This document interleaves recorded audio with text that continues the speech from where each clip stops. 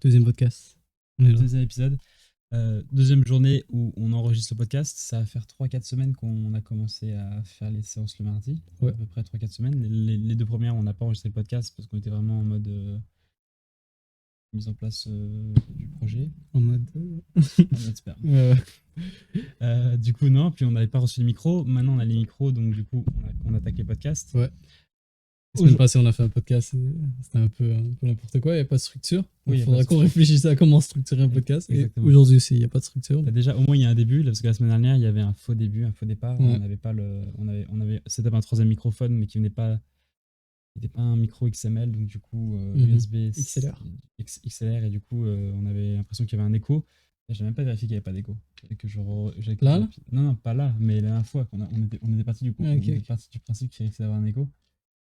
Mais j'aimerais bien réécouter la piste. Mais du coup, aujourd'hui, deuxième journée sur Commente ton podcast, Comment Your podcast. qui a été publié aujourd'hui sur Vercel, la première version, qui ne contient absolument rien au niveau du back-end. Ouais. Enfin, il n'y a pas Tout de est fake logique. Tout est moqué pour l'instant. Mais on a eu un raid. On a eu un raid. On a eu un raid. Ouais, parce qu'en parallèle, on l'a pas mentionné, mais nos séances, on les stream sur Twitch. Exact. Ouais. Et on a 5 viewers et une personne qui parle dans le chat des fois. C'est toujours Andrew Digital, le OG belge. Exact. Celui qui nous avait donné la ref. La blague. On pensera peut-être aussi à faire une version résumée des lives sur YouTube ou quoi. Là, on verra ça plus tard. Mais ton micro est en train de se barrer. J'aime ça toucher les objets. Mais donc on en parle de l'effet du stream sur la programmation. Ouais, l'effet du stream sur la programmation. Quand il y a du monde, on est déstabilisé. Ouais, 100%. Lire le chat, tu perds directement ton focus. Ouais. Que ce soit... Déjà à la base, on est en pair programming, donc c'est censé genre, ramener le focus à chaque fois. Dès qu'il y en a un qui part, l'autre le ramène et tout. Mais là, avec le chat, il y en a un qui part, il revient et il se rappelle de rien. Puis il est tard pour nous, donc c'est souvent nos séances de travail sont après Ouais. les journées de taf et tout ça. Donc on pose 3-4 heures après une journée full taf à la base. Mais ça reste sympa, quoi. Ouais, ça reste sympa. J'ai l'impression, je t'avais déjà parlé de ça, d'essayer de changer de personnage. Mhm. Juste pour genre m'adapter au chat. Comme tantôt, je me rappelle, ils avaient mentionné un truc et là, j'étais en train de rentrer dans une conversation avec eux sur des langages de programmation Oui, et mais tout. c'est Je cool, sais pas, j'ai l'impression que j'avais envie de montrer un truc, mais je sais pas, j'ai l'impression que c'est faux. Donc, faudrait que je fasse attention à qui je devienne. J'aime pas être fake. T'aimes pas animer. Parce que de base, t'animes pas, donc si jamais tu te forces à animer. C'est pas question. Ouais, j'avoue. Parce qu'à la base, moi, je suis là pour faire des sites web. Donc, c'est ce qu'on fait. Ouais. Donc, je suis pas contre l'idée de streamer et faire tout ça, les podcasts, tant que ça nuit pas trop Au travail. Donc, pour l'instant, ça va. Pour l'instant, ça va. Oui, c'est bon. Mais c'est possible ça sera que beaucoup plus. j'envisage un monde où ça avance pas parce que. Mais non, parce qu'à la base, on est censé être 3. Donc, au pire, si on est 3, il y en a un qui sera responsable du chat. Ouais, 100%. Et puis voilà, le principe d'être 3, ça va. Là, à 2, c'est sûr qu'à 2, c'est toujours plus compliqué à gérer à la fois le chat, à la fois le code. 100%. Et puis d'essayer d'animer aussi un peu le chat. Hein. Je pense que Andrew, au bout d'un moment, ils sont un peu barrés. Ouais, ils sont barrés. C'est normal qu'au bout d'un moment, quand tu rebondis pas trop ou pas directement et que ça prend toujours 5 minutes avant de lire un message, je peux comprendre que tu passes à autre chose, quoi. Ouais. Mais en fait, peu importe. Là, à la base, le principe du live Twitch en parallèle, c'est petit 1 pour créer un peu de contenu. Parce qu'il y a quand même ça. Mettre en place une routine et prendre plus l'habitude de liver, parler. Donc, c'est un skill différent qu'on veut aussi apprendre. Il y a aussi tout le côté pédagogique qui peut être intéressant. Si jamais, ça arrive très peu en ce moment. Mais à la base, tu te dis que si jamais il y a des gens qui peuvent venir, tu peux, en expliquant ce que tu fais, tu peux ramener d'autres idées ou juste expliquer un concept de React, de Next ou peu importe ce qu'on va faire dans le futur. Ouais. Et ça peut même être pour nous bénéfique parce que ça nous permet de vérifier qu'on est solide sur nos acquis. Et notamment, donc il y a le côté technique et il y a le côté fonctionnel. Et le côté fonctionnel, on a eu déjà une idée, je crois que c'était Andrew d'ailleurs. Non, c'était peut-être pas Andrew. Mais qui disait le timecode, commenter genre un timecode précis. Voilà, c'est l'échange d'idées. C'est genre tu brainstorm, puis du coup tu tombes sur quelqu'un qui te balance une idée en plus et ça te permet d'avoir un nouveau scope de pensée, quoi. Ouais, vraiment, un nouveau scope de pensée, c'est comme ça que je le vois, le live Twitch. 100%. De pitcher vite fait l'idée, ça permet aussi de s'entraîner à avoir l'idée claire de ce qu'on fait et Déjà, c'est quand il y a une nouvelle personne qui arrive dans le chat et qu'il faut pitcher l'idée, au début, on est un peu gêné. Ouais. Puis au final, au bout de la deuxième, troisième personne, vu qu'on est sûr de ce qu'on dit, de ce qu'on fait, bah, c'est plus facile de pitcher l'idée. Donc c'est un bon exercice. 100%. Aussi, autre avantage, si là, ça serait dans le futur, si on arrive à construire une communauté ou quelque chose, c'est beaucoup plus facile après de bêta-tester tes trucs, d'avoir déjà un nœud, pas un nœud, je sais pas comment on appelle ça, genre une masse critique de gens qui adoptent ton projet, qui peuvent le faire grandir, qui peuvent le... Ou si c'est dangereux, ça se peut qu'il y ait... Comme c'est tous des devs, ils vont te donner des idées un peu de dev, donc ça ne représente pas un échantillon de la population aussi. Donc, ouais, pour l'instant, c'est vraiment une grosse communauté de dev qu'on a. Enfin, une grosse. C'est une communauté de dev, c'est vraiment un Ils sont deux. Non, le réel était de 12 personnes. Ouais, j'avoue. C'était cool. Mais en règle générale, c'est 3-4 personnes qui gravitent dans le même cercle aussi, qui regardent leur propre live Twitch, et c'est intéressant de faire partie de ce groupe-là. Ouais. Mais donc voilà, ça c'est pour le côté Twitch. Donc en plus de ça, on est sur Twitch. On a aussi le live, le podcast est rediffusé sur YouTube. Ouais. Et disponible pour l'instant sur Spotify en version podcast. Oui, n'importe quelle plateforme de podcast. Non, pas encore. On inclut RSS. Il y a un truc à faire. Ouais, mais il y a un truc à faire. Sur la plateforme de Encore, il faut aller activer chaque truc, créer un petit compte sur chaque truc. Il fait tout pour toi. Quel truc? Parce que là, je peux prendre ton podcast et je l'ai mis sur Pocket Cast, ça marchait. Oui, mais si jamais de Pocket Cast, tu le trouves pas. Oui, tu le trouves. Genre, si tu mets l'URL dans Pocket Cast, il va le trouver. Oui, si tu mets l'URL, mais si tu mets pas l'URL. Ah, ok, je vois ce que tu veux dire. Si tu veux le rajouter dans. Ok. C'est ça que je veux dire. Ça, il manque à faire, mais je le ferai peut-être demain pendant que je mettrai cet épisode-là. Cool. Mais voilà, ça prend forme petit à petit. De toute façon, au bout d'un moment, juste en faisant des trucs au long terme qu'on va apprendre et devenir meilleur et gérer mieux ça. Ne serait-ce que les caméras, il faudrait idéalement. Ouais, ta caméra, elle est pas flip. Hein, si tu me regardes ça. Là, je te regarde. Ouais. Ah putain. Attends, ça. Attendez, on va juste salut direct, ce sont des choses qui arrivent. Donc, on veut juste. Mais je me souviens que c'était pas orienté. Non, c'est pas ça. Ouais, c'est ça. Pour la version vidéo, nos cams sont. C'est bon, là, je te vois. C'est légendaire. Ok, c'était pas très radiophonique, mais. Ok, donc du coup, c'est bon. On a réorienté les caméras. Maintenant, le visuel va être mieux. Qu'est-ce qu'on disait? Le but, c'est de s'accrocher longtemps et de build une micro-communauté qui nous permettra de soit brainstormer avec nous, soit tester, soit donner des feedbacks. Enfin, peu importe, c'est toujours utile de tester. Bref. Donc, on est bientôt sur d'autres plateformes de podcast. Maintenant, si on se focus juste sur le code, moi, cette semaine, j'ai avancé une formation Next. Parce qu'avant, j'étais vraiment à la traîne niveau Next. Quasiment fini. Elle est obsolète parce qu'elle ne prend pas en compte la dernière version de Next d'il y a quelques semaines, mois, qui change des trucs avec les use clients et les components de côté serveur et côté client, qui ne doit pas être très compliqué. Moi, déjà, j'ai appris pas mal de. J'ai une bien meilleure compréhension de Next que la semaine dernière, quoi qu'il arrive. Et ça reste du React. Hein, oui, c'est ça, ça reste du React. Et le React, je m'étais déjà formé avant, donc ça va. Sauf que. C'est ça. Sauf que maintenant, du coup, je vois tout l'intérêt avec Versal de faire du Next et tout ça. C'est vraiment. C'est vraiment automatisé. C'est vraiment cool parce que du coup, on en reviendra. On va y revenir quand on fera le daily, du coup, vraiment back to back, tout ce qu'on a fait. Mais on a fini la journée en mettant la nouvelle application Comment sur podcast sur Versal et vraiment, c'est tellement facile. Que, en tout cas, pour la première phase, notre première phase. Il y a un peu l'émergence du projet, genre du groupe et de la création des projets, c'est suffisant, quoi. On va pas se casser la tête. Il faut juste penser à projet et coder projet. Donc il y a ça. Donc maintenant, Abdé, qu'est-ce qu'on a fait aujourd'hui?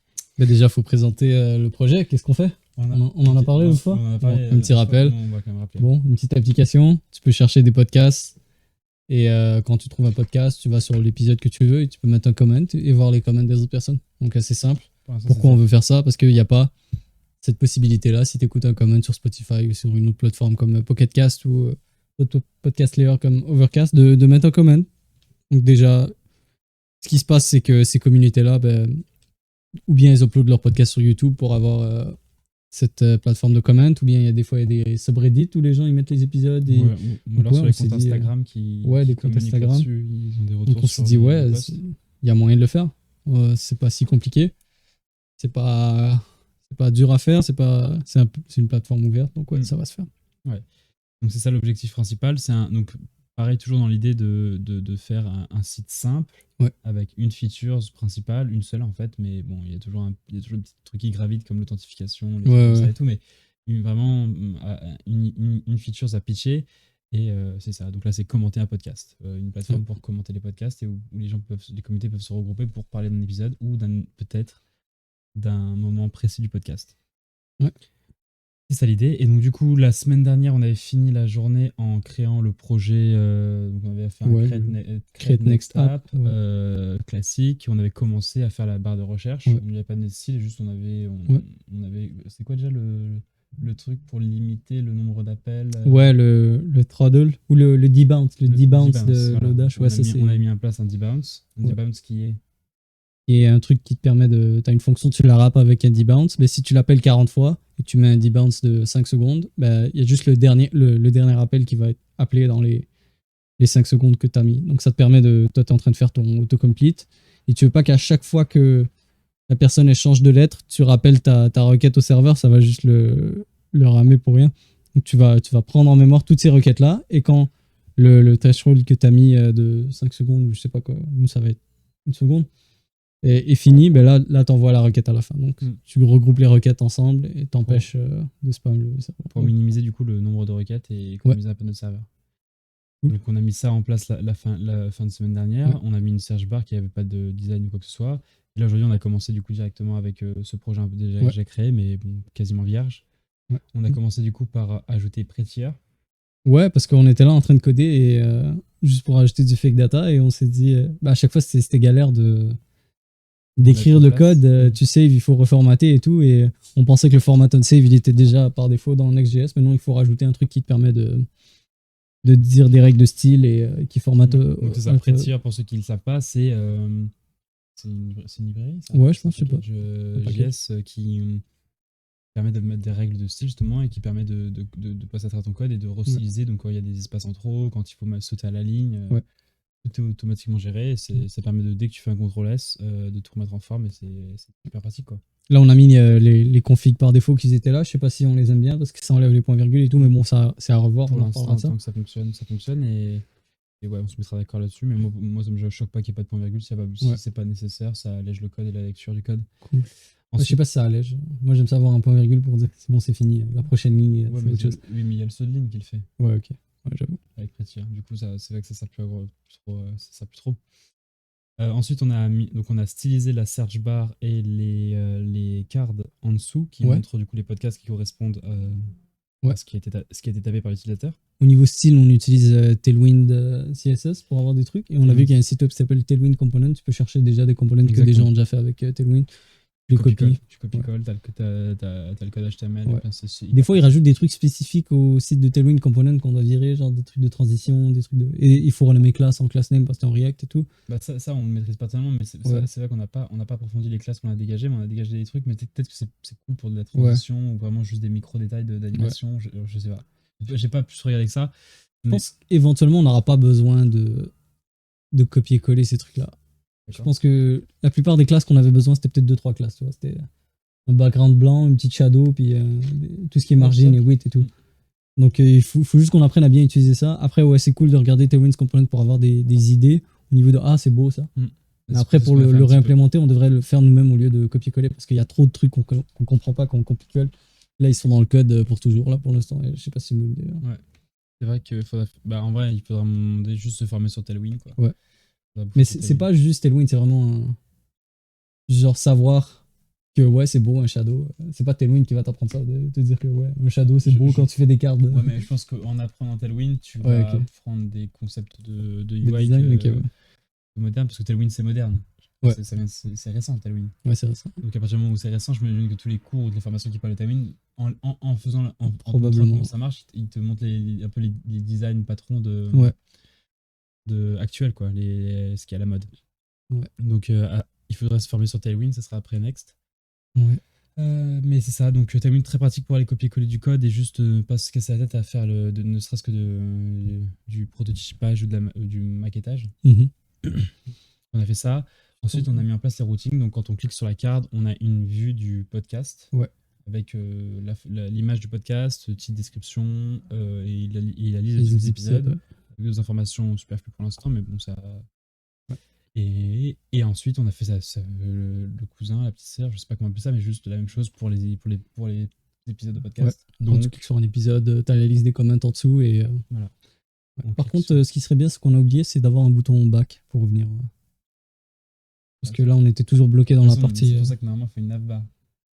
Ouais, je sais pas. Moi, je suis pas fan des navbars. J'ai l'impression que les sites sans navbar sont plus beaux. Ouais. Mais moi, j'aime vraiment. Je vois l'utilité. Moi, j'aime vraiment juste, genre, un peu comme une signature d'artiste, entre guillemets, que vraiment la navbar et le footer soient genre tout le temps le même dans nos projets, genre, et que ce soit vraiment notre navbar. Ah, ça, je pense pas que c'est une bonne idée. Là. Je vois pas l'idée de garder ta signature dans tous les projets. Tous tes projets, tu veux qu'ils soient indépendants, tu veux pas que les gens te reconnaissent, il n'y a aucun avantage. Mais c'est comme un easter egg, genre. Bah, tu le mets dans l'HTML en commentaire si tu veux. Mais... non, c'est de la merde. Je sais pas. Mais en tout cas, une navbar, c'est toujours pratique justement pour gérer ce genre de choses. Au moins, il n'y a pas de. Ouais, 100%. À quoi dans du web, à quoi sert vraiment un bouton back si jamais t'as le back de ton URL? Du home. Ah, le back du URL? Bah, le back de Google. Ouais, je vois. N'importe quel navigateur. Techniquement, ça sert pas à grand chose. C'est le back de Google, t'as raison. Donc la navigation, autant que sur une application mobile, oui, mais. Cool. Mais j'ai vraiment l'impression que les pages web qui sont sans navbar ont vraiment l'air de web app. Parce que et donc, ils sont vraiment belles. Genre, est-ce que c'est même bon pour Google? Est-ce que Google aime les sites qui n'ont pas de navbar? Ah, ça, je connais rien là-dedans. Je pense que sais pas, je pense pas. Non, moi je pense que si jamais il n'y a pas de nav, de composant de nav, il se dit bon, bah c'est quoi ça? Ouais, ça va falloir qu'on s'informe sur la SEO parce que notre site web est très SEO heavy. Pour l'instant. Ouais, ça va être cool. Les gens qui cherchent un podcast et un truc, ils vont pouvoir chercher dans nos comments dans Google. C'est vrai qu'une barre de recherche dans nos comments, ça serait bien. Mais donc, pour moi, pas besoin du bouton back, mais une navbar fait toujours le taf parce que du coup, moi, je suis de l'idée qu'on va la rajouter quand on en aura besoin. Pour le login, par exemple? Je pense qu'on n'en a pas besoin pour le login. Si, c'est quand même classique. Tu auras un bouton login et c'est tout. Est-ce qu'on aura besoin de faire une page profil avec tous les commentaires C'est pas nécessaire. Mais ça il faudra qu'on y revienne. Mais j'ai l'impression que pendant que tu codes un truc comme ça, un user, bah, tu penses que, ah ouais, un user, il a un profil. Et après, il a des amis. Genre, et tu vois tous les trucs de Facebook dans ta tête. Et je pense pas que ça vaut la peine. Genre, tu vas toujours vouloir coder ces trucs-là, mais c'est juste du bruit pour ton application qui sert à rien. Non, parce que qui sont faciles à coder parce que tu les vois, genre tu comprends ces concepts-là. Je veux bien que j'accepte je sais que ce que tu dis ça existe. Ouais, c'est Caster, mec. non. Je suis d'accord que ce que tu dis ça existe, c'est pas Caster. Oui, c'est un peu Caster. Mais là, pour le coup, on fait littéralement on peut créer des communautés sociales de podcasts. Et je veux dire, ça, je sais pas. Ça, mais t'es en train d'aller trop loin là. Mais quand on veut pouvoir répondre aux commentaires à un moment donné. Alors, répondre à un commentaire, oui, je suis d'accord, mais je sais pas encore comment coder ça. À partir de là, tu veux pouvoir gérer, être notifié si jamais tu as une réponse à ton commentaire. Trop compliqué. Trop compliqué. Notification, là. Oh. Non, ça se fait, ça se code. Non, mais au pire, pas une notification directe, hein, je te parle de. Ouais, même, genre dans les DB, dans les listes de comments. Ouais, ça se fait, mec. Ouais. Ouais, on en reparle. On s'en parle parce que en fait, c'est ça le problème, et c'est là qu'on sait pas, parce que c'est vraiment les deux premiers projets, puis le premier projet, il avait pas cette problématique-là parce que c'était vraiment un projet classique, c'était vraiment juste un jeu de quiz. Mais à chaque fois, techniquement, il y a plein de micro-trucs que tu veux ajouter parce que techniquement, on est persuadé que c'est nécessaire. Ouais. Ce qui est sûr, c'est que là, pour l'instant, on se focus pas sur ça tant qu'on n'a pas fait les commentaires et qu'on n'a pas fait tout le système. C'est vraiment, on va rendre ça, puis on se dira, est-ce qu'on évolue sur ce projet-là, ou alors est-ce que on change de projet? Mais je pense que c'est une bonne idée dans une équipe d'avoir ces deux types de personnalités. Moi, je vais toujours être réticent à ajouter des trucs. Genre l'esprit conservateur, l'esprit non, mec, arrête nique le progrès et tout. Et c'est bon d'avoir aussi quelqu'un qui pousse vers des nouvelles idées qui pourraient marcher, Mais ouais, si t'as juste tout le monde qui pousse vers des nouvelles features dans l'équipe, ben ça va pas marcher, ça va faire une imbalance qui va. D'accord. Qui va rajouter trop de features de merde. Tu peux encore répondre à un commentaire, vraiment, c'est pas la fonctionnalité la plus importante du truc. Ouais. Mais bon. Ouais. On en reviendra. Donc ça c'est pour le cliquer. On peut cliquer sur le podcast, voir le podcast, cliquer sur l'épisode, voir l'épisode et voir les commentaires liés à l'épisode. Et après on a fait le form. Ouais. Formulaire pour mettre un podcast. Donc là pour l'instant faut que tu écris toi-même ton nom et que tu écrives le comment et après tu fais post et ça le met en dessous et ça les ordonne par les plus récents. Par contre, il va falloir qu'on limite éventuellement dans le code pour pas que si tu as 1 milliard de comments, tu veux pas afficher 1 milliard de comments, ça va prendre 10 ans à afficher. Mais ça, je crois que Next le gère déjà tout seul. Ouais, mais il faut. Je crois que Next le gère déjà. Il faut que tu le codes. Genre. Ouais, ça le gère, mais il faut que tu le codes. Ouais. Parce que si tu maps sur les users, qui c'est un tableau d'1 million, il va t'afficher 1 million de trucs. Je suis pas sûr. Ok, on pourra voir. Je crois que Next gère ça. Je sais qu'il le fait pour les images. Quand j'appelle pour les images, j'avais qu'il dit ça pour les images. Quand tu as une liste d'images, il cherche juste l'image qui est affichée ou qui va être affichée et pas les autres. Donc peut-être que c'est pareil pour les points maps. Peut-être. Mais à regarder. Très probablement. Donc ça, on a fait ça. Pour l'instant moqué, donc on rentre le nom de l'auteur et le commentaire, c'est tout, pas de compte. Mais en vrai, est-ce que ça suffirait pas? En vrai, de vrai. Si jamais on s'arrête à juste écrire des commentaires, pas avoir de réponse, pas avoir de machin, ouais, ça suffit. Ce que j'aime bien avec ça, c'est qu'il y a zéro friction. Et que c'est facile de faire tes trucs. C'est-à-dire qu'une fois qu'un commentaire est posé, il peut pas être supprimé par un utilisateur.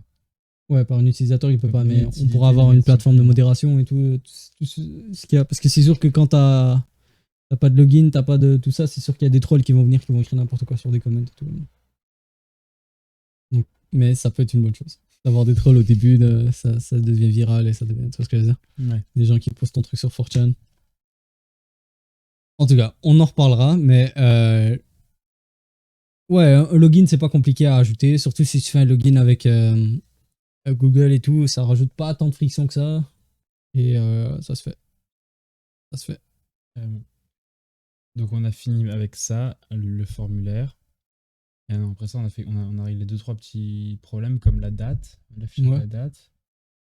C'est encore moche, mais je pense que à chaque fois que tu as des dates et que tu te les passes de ton front à ton back ou de page en page, tu utilises le format universel qui est la Unix timestamp, qui est un chiffre du nombre de secondes ou millisecondes, dépendamment de ton format, depuis 1970 et tout. Et après, tous les programmes sont capables de prendre ce fichier et de le convertir dans leur objet date. Et dans l'objet date, après, de le convertir en string d'affichage, genre, pour lui dire, ok, bah, tu veux l'afficher comme ça selon si la personne parle anglais ou français ou je sais pas. Exact. Donc, ouais, le format universel d'échange, ça va être le chiffre et après, tu verras. Ouais. Pareil, on a recodé des trucs avec des titres de podcasts. On devrait pas faire ça, on devrait avoir des podcasts ID qui viennent de la DB, des épisodes ID, des comment ID. Il va falloir écrire ça dans une DB parce que voilà, on a toujours pas de back-end. On sait toujours pas comment on va faire la back-end. Mais ça s'orienterait. Du back-end, tu veux dire, oui, s'orienter vers Next. Ouais. On peut se dire un autre projet, un vrai projet, pas juste un quiz, de se dire on le fait avec Next. Si jamais vraiment cette fois-ci ça marche pas, il y a toujours de la friction, il y a toujours un truc qui va pas. Moi d'ici là j'aurais fini ma formation Next et je pourrais vraiment essayer d'aller optimiser Next. Ouais. Et je pourrais vous dire, et puis si jamais vous n'êtes pas convaincu, on arrêtera là. Ouais. Et on fera autre chose, on fera du Express. Cool. Ça facilite le monolithique d'avoir un seul truc que tu déploies. Exact. Moi je dis qu'il faut qu'on simplifie la vie au maximum, c'est le principe même d'avoir un site web par semaine. 100%. Parce qu'à la fin, au bout du bout, tu veux pas te casser la tête, mais même les dépendances et les librairies, tout ça, tu veux en avoir le moins possible pour pas avoir de gestion de librairie. Par contre, le loadage debounce, il était bien. Ouais. On a installé une fonction qui fait debounce. Je suis content. C'est une dépendance. Oui. Pareil, on a Tailwind. Tailwind, je peux pas vivre sans. Pour nos autres dépendances. C'est tout. Etier, mais c'est une dépendance de dev.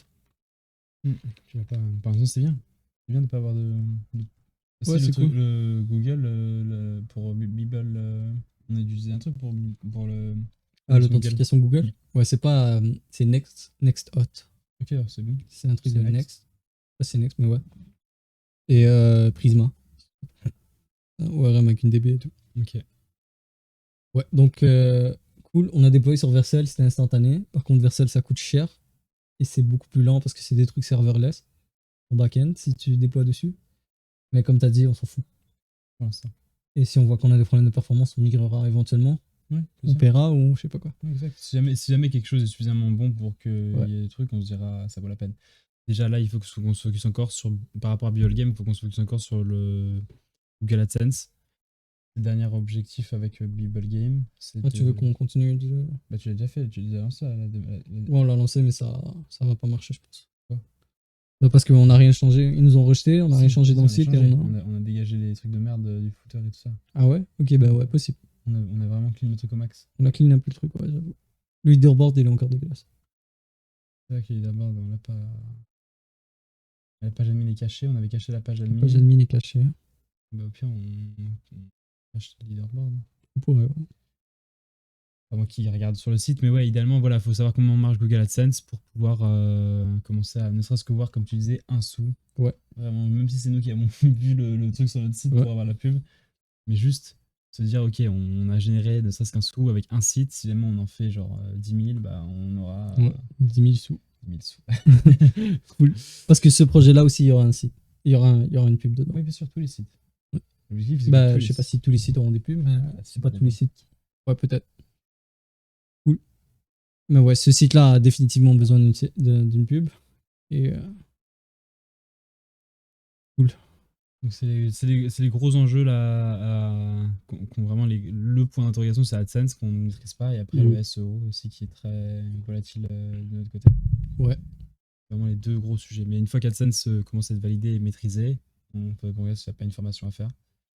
J'ai cherché, mais c'est juste toutes les formations que j'ai vues sur Udemy, c'est des gens qui essayent de gamer le AdSense. Donc ce qu'ils font, c'est qu'ils voient des termes SEO. Donc, tu peux acheter des pubs sur Google et tu peux mettre des pubs sur ton site. Tu peux acheter des pubs. Acheter des pubs, c'est-à-dire quand quelqu'un écrit le keyword que tu as mis, il y a ton site qui apparaît. Donc ce que tu peux faire, c'est ce qu'on appelle l'arbitrage. Tu vois des keywords qui sont pas chers. Genre, je sais pas, caméra à vendre. Je sais pas. En tout cas, ça c'est probablement super cher d'acheter des caméras à vendre pour mettre ton site. Ouais. Mais on va dire que c'était pas cher. Et là, tu crées un site où tu fais des caméras. Un site de merde où tu fais juste une liste et tout, des trucs comme ça, et tu mets une pub de Google. Et là, ça te rapporte plus d'argent, la pub que tu as mis sur ton site, que ce que ça t'a coûté d'acheter des pubs, d'acheter des vues à partir de... Tu vois ce que je veux dire? Je comprends. C'est intéressant ça. Ça s'appelle l'arbitrage de AdSense, mais il faut que tu trouves des keywords spéciaux. Ouais. Et tu fais des sites de merde qui servent à rien, tu vois ce que je veux dire? Juste que les gens cliquent. Exact. Une fois qu'ils ont cliqué, c'est bon. Genre liste des top 10 caméras, liste des Android apps. Et puis toi, t'es déjà top page parce que tu t'as payé la pub, c'est ça? Exact. Exact. Donc ouais, c'est un truc à faire. Il y a beaucoup plus de compétition parce que ça demande pas de skill en termes de dev. Non, mais je pense pas que ce soit connu de beaucoup de monde. C'est très connu. AdSense arbitrage, c'est très connu. Surtout dans la communauté française. Ah, je sais pas. Ouais, peut-être dans la communauté française, c'est autre chose, mais ils sont pas cons, ils sont connectés. Mais nous, notre avantage, c'est qu'on peut faire de l'AdSense arbitrage sur des trucs qui demandent du dev. Comme ben, si on voit que... Ah oui, je vois ce que tu veux dire. Un mot-clé qui est important, mais ouais, qui est pas trop cher. Mais que nous, on est capable de développer un truc pour vrai qui est par rapport à ça. Ouais. C'est pas mal, ça. Et là, il faut faire de la recherche. Mais du coup, tu perds tout le principe de l'arbitrage. Parce que le truc de l'arbitrage, c'est vraiment juste, tu utilises le fait que ouais, ce mot-clé est très utilisé, donc ils vont juste cliquer. Et puis au pire, ils voient que le truc est un peu merdique, ils s'en vont. Non, mais imagine, tu fais ton site, il n'y a personne qui vient. Et tu dis, ok, je vais acheter des pubs Google. Exact. Mais ils vont venir. Mais nous, en fait, le principe de l'arbitrage, de ce que je comprends, ils veulent pas vraiment que le site soit utile aux gens qui le visitent. Le principe de l'arbitrage, c'est que ça te coûte moins cher de payer la pub que ce que la pub te ramène. Je sais. Fait que même si tu fais ton site et il te prend du temps à faire, mais personne n'utilise, donc là tu payes des pubs, ça coûte un certain montant, mais ça va te ramener plus d'argent avec la pub sur ton site. Donc il y a quand même un arbitrage. C'est ça que ça veut dire un arbitrage. Oui, j'ai bien compris ça. Cool. Moi, ce que je veux dire, c'est que le principe même de l'arbitrage, les gens qui tu dis, les gens abusent de ce système, leurs sites n'ont pas vraiment de valeur. Exact, c'est genre des top 10 listes Android. Ils attirent juste les gens, et vu qu'ils sont top list parce qu'ils ont payé le machin, ils cliquent. Les gens, ils regardent pas. Au pire, à partir du moment où tu as chargé, tu as vu les pubs, 100%. Bah, ils s'en vont. Donc, le fait de mettre un volet dev, je sais pas si ça. Le fait de faire un truc de qualité pour que les gens soient pas déçus d'avoir cliqué, je vois pas en quoi c'est vraiment. C'est pas question de qualité, c'est qu'il y a des keywords que sont même si tu essayes de faire un arbitrage, tu pourras pas. Parce que t'as déjà regardé ça? Non, j'ai pas regardé, mais c'est ça que j'imagine, c'est mon hypothèse. Je sais pas, tu regardes genre. Il y a des keywords spéciaux genre convert PDF. Tu vois ce que je veux dire? Ça demande un dev pour faire ça. Ouais, ou genre juste un blog qui t'explique où aller sur quel site pour convertir ton PDF. Ouais.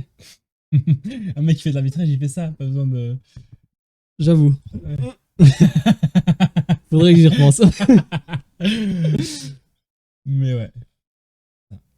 Mais c'est intéressant. Vraiment, le SEO de ça et faire de l'argent avec Internet, de toute façon, c'est l'objectif final. Et après, dropship, je sais pas si ça marche tout ça, mais. Bah oui, si, en fait, dropshipping, il y aurait moyen, ça aussi. Ouais, c'est mais. un peu la suite logique, quoi. Ouais, c'est la suite. Trouver des produits qui correspondent à tes offres de service. Ouais, parce que là, t'as une plateforme que tu peux monétiser. Un gros truc que j'avais vu, c'était les URL de référence. Là. Je sais pas, maintenant, c'est vraiment un game. Ouais, genre Amazon Link. Ouais, ça, les Amazon Link, ça. Plus que le dropshipping, maintenant, je crois que c'est ça qui. Ouais, parce que t'as même pas besoin d'inventaire, t'as besoin de rien, t'as juste besoin de faire un truc. Le dropshipping, t'as besoin d'inventaire non plus, mais oui. Ouais, je sais. Mais oui. T'as des retours clients, t'as des trucs comme ça. Ouais, alors que ce qu'ils font, les gens, c'est genre top 10 lights to buy. Ils font un article, ils mettent 10 liens Amazon, ils achètent la pub Google. Et après, ça leur amène de l'argent avec la pub sur leur site et en plus avec les liens Amazon. Et puis orienté avec ChatGPT qui fait tu peux écrire pour toi. En vrai, c'est. Mais je pense que. Mais moi, j'ai l'impression que ça va être saturé. Oui, puis moi, c'est juste ça m'intéresse pas non plus trop. Ça m'intéresse pas. Ça m'intéresse pas trop de faire de l'argent juste pour faire de l'argent. Autant que ça soit quand même orienté vers un truc qui me. Non, moi, ça m'intéresse de faire de l'argent. Mon problème, c'est que j'aime pas compétitionner avec trop de gens. Parce que quand il y a trop de gens, je sais que je suis pas assez bon. Mais comment tu sais qu'il y a trop de gens? Parce que c'est un low barrier to entry. Ouais, mais ça veut pas forcément dire tout ce qui est low barrier to entry, ça m'intéresse pas. Je veux rentrer dans des trucs où je sais que j'ai un avantage compétitif parce que je suis dev. Ouais, je comprends. Donc là, je sais qu'il y a beaucoup moins de gens. Je suis d'accord avec toi. Je crois que j'ai la même philosophie. Ok. Mais du coup, vu qu'il y a une barrière à l'entrée, c'est un peu plus méritant aussi, donc ça me rejoint. Il y a un peu plus de mérite dans le sens où c'est pas genre. Ouais, j'avoue, mais c'est pas le mérite mon problème. Moi, c'est juste limiter la compétition. Ok. Parce que je peux pas compete avec 40 gars dans un autre pays qui font je sais pas quoi toute la journée. Ils sont contents avec 10 sous, tu vois. Ouais, je comprends. Bon, carrément. Ok. Cool. Mais donc, c'est les sujets à explorer. Les sujets à explorer, c'est SEO et. Ouais, je sais pas. Google AdSense. Google AdSense, c'est ça. Ouais. SEO et Google AdSense. Donc, ça sera pour la semaine prochaine. Donc, la semaine prochaine, on sera orienté sur le back-end. Ouais. Donc, la BD, tout ça. Ouais. Et on espère avoir une version finale, en fait. Parce que si on regarde les routes qu'on a fait là aujourd'hui, on a moqué du fake data à plusieurs endroits. Ouais. Ça va nous dire ces endroits-là où est-ce que on va devoir écrire des routes. Et les modèles de données qu'on va avoir besoin. Exact. Donc, si tu regardes la première route qu'on a besoin, ça va être une route pour get à partir d'une recherche incomplète, matcher tous les podcasts qui matchent cette recherche incomplète. Ça, c'est la première route. La deuxième route, ça va être à partir d'un URL. Va chercher le data de ce podcast-là, ajoute-le dans la DB. Et après, l'épisode. Exact. L'épisode. Ouais, ça c'est une autre route encore. C'est dans le même. Donc, il y a 3 routes. Ouais, va chercher le data de l'épisode, ouais, t'as raison. Avec les comments de la BD. Ouais, va chercher le data du podcast, va chercher le data de l'épisode qui contient les comments. Et va chercher les podcasts, la liste des podcasts. La liste des podcasts qui matchent. Et va chercher un podcast à partir d'un URL, qui est pas pareil que va chercher un podcast à partir d'un. C'est ça, c'est le table de la semaine prochaine. Donc ouais, après au niveau modèle, j'ai aucune idée. Ça va changer, surtout si on fait des comments que tu peux reply. Je sais pas encore comment ça se code, c'est quoi le meilleur moyen de faire ça au niveau SQL. Genre un podcast par an, un comment par an. Et comment t'affiches ça un comment par an. Genre un podcast par an, ok. Un comment par an. Si t'as un comment et tu reply à un comment. Ouais. Toi, tu veux un podcast et tu veux la liste des comments. Là, tu auras une liste avec des listes à l'intérieur. Je sais pas si cool te permet de faire ça. Mais on peut juste, au pire, on crée juste un objet réponse, c'est une liste de réponses. Et vraiment, on s'arrête là. On fait pas de réponse, tu vois ce que je veux dire. Mais bon, en vrai, c'est pas vraiment nécessaire. Ouais. Parce que vraiment... non, mais si on limite le niveau, ça se fait, mais. Oui, moi je limiterais le niveau. Je mettrais juste vraiment. Tu peux juste répondre. Cool. Et même au niveau UI, répondre, ça rajoute une fonctionnalité. Mais même ça, ouais, mais au niveau UI, tout ça, ça rajoute une fonctionnalité parce qu'à partir du moment où tu peux répondre, techniquement, tu dois pouvoir un peu modérer ton message. Un minimum. Modérer, c'est-à-dire dans le sens. Si jamais j'écoute plein de podcasts, je commente beaucoup les podcasts, je veux avoir un espèce de hub où je vois tous les endroits où j'ai commenté pour pouvoir voir si quelqu'un a répondu, tu vois ce que je veux dire. Ah, ok. Bah. Il faut juste une page profil. Une page profil avec tous tes comments, ouais, ça se fait. Une page profil avec tous mes comments, ça se code bien. Ça inclut des comptes, c'est ça que tu peux plus faire auteur. Non, c'est juste qu'auteur, tu pourras cliquer dessus et lui, il t'envoie sur la page de l'auteur. Ah, c'est pas con ça. Ok. Pour avoir tous ses comments. Ok. Ou juste si c'est toi, si t'es connecté. Je sais pas. Okay. Mais on dit qu'on voulait pas faire de connexion. Bah, tu peux faire une connexion, on peut. Je sais pas qu'est-ce qu'on peut. Oui, parce que je croyais que c'est on essaie de se limiter, mais oui, il y a des features qui sont obligés de. Parce qu'on ne veut pas être un bastard. Exact. Plus tu rajoutes de features parce que je pense qu'elles sont simples et plus ton temps est passé à rajouter des features au lieu de faire ton produit de base. Produit de base, c'est mettre des comments. 100%. Et ça, ce sera donc du coup le problème de la semaine prochaine. Ouais. Adieu. On finit là. Salut. Bye bye, à demain. À la semaine prochaine plutôt.